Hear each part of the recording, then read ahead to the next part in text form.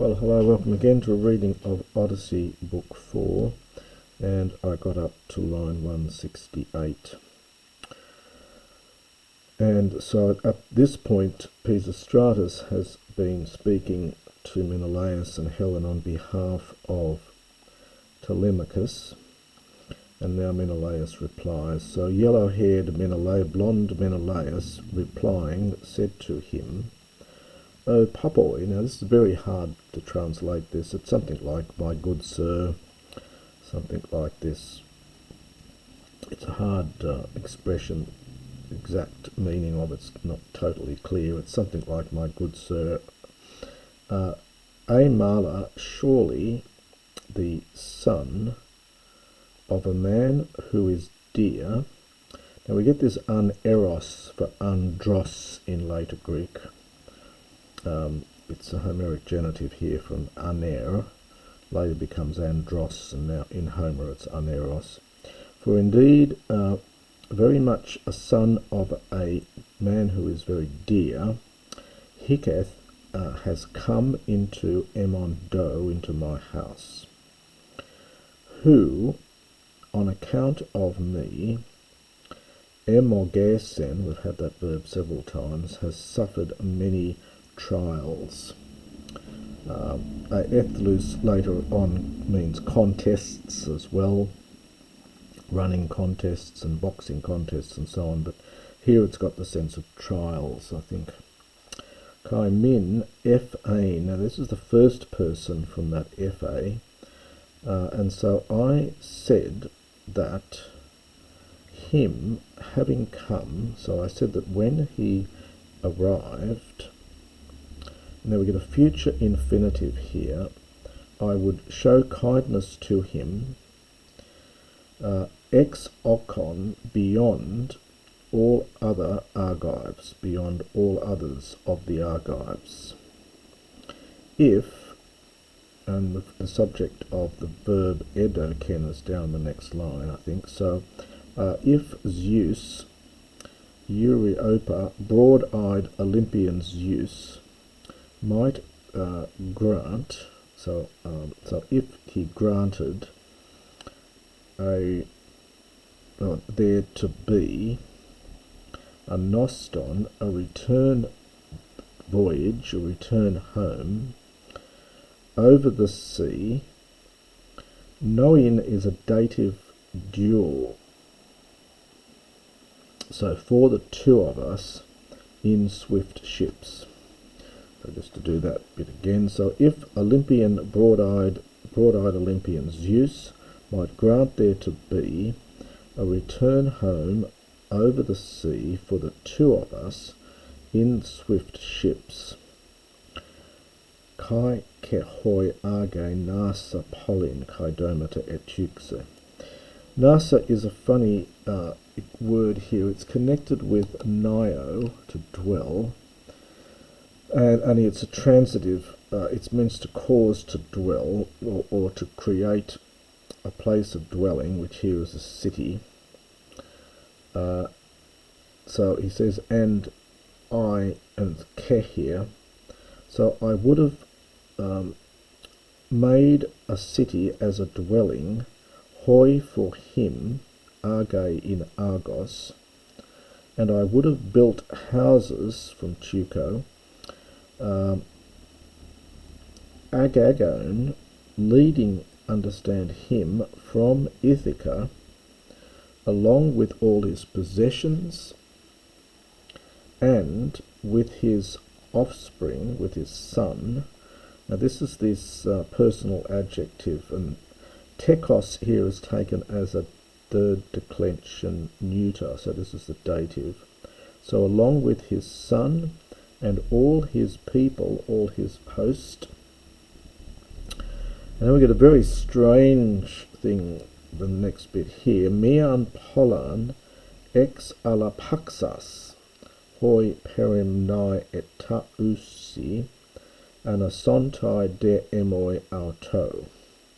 This is showing how powerful he is. He was going to, well, this verb here, it means normally to sack or to storm here it's a sense of emptying out. So he's going to kick out all the people from one city.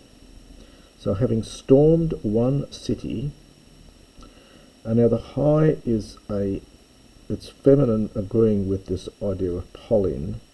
So it's something like among the cities which dwell around, i.e. me, that dwell nearby, and they are ruled by me, myself. So this is a kind of reflexive here. So they are ruled by me.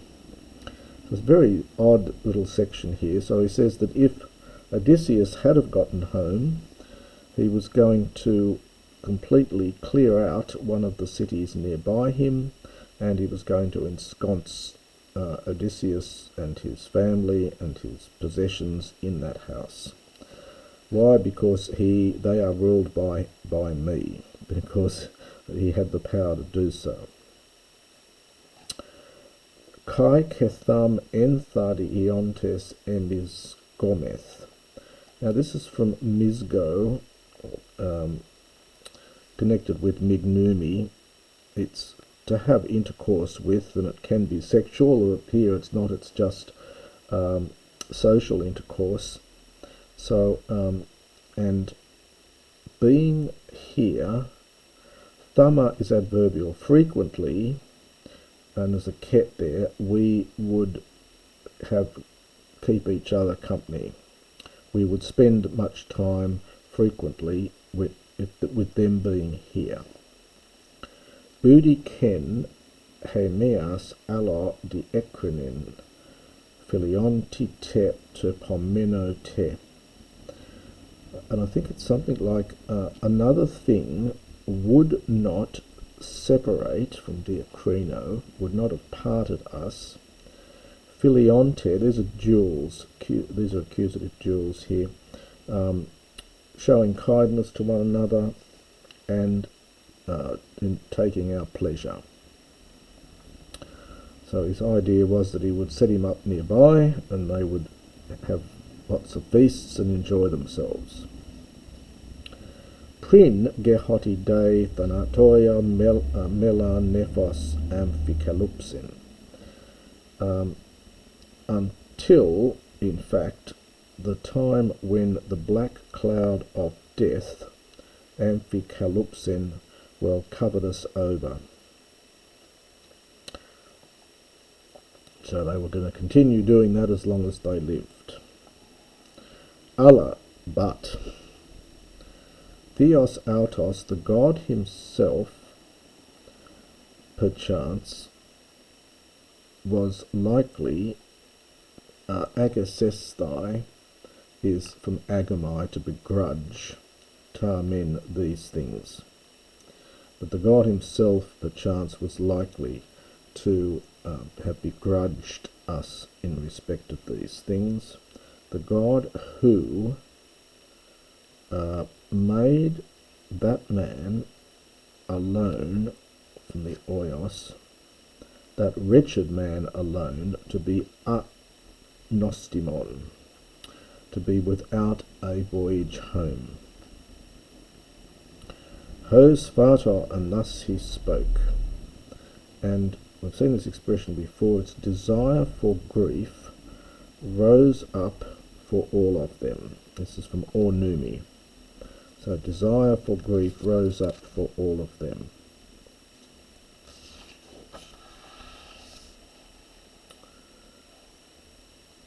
Clymen Agea Helene, and Argive Helen was weeping, she who was born from Zeus. And Telemachus was weeping, and Menelaus son of Atreus. Ud ara Nestoras huios adacruto eken ossi. Nor fittingly did the son of Nestor hold his two eyes without tears. So in other words, even the son of Nestor's son, Peisistratos, did not hold back tears from his eyes. So literally did not hold osses dual, and this is a dual adjective, his eyes without tears. He did not keep his eyes without tears. For emesitot, he remembered katathumon in his soul, and verbs of remembering take a genitive, so he remembered noble Antilochos, or blameless if you like, Antilochos. Now Antilochos was the other son of Nestor, who was killed by Memnon, the king of the Ethiopians, son of the goddess of the dawn. So Antilochos, whom the glorious son of shining Tana killed. But he, this is Peisistratos, having remembered him, he spoke winged words, he addressed them with winged words. Son of Atreus, perimen sebraton per numenon anai Nestor fasce hocero.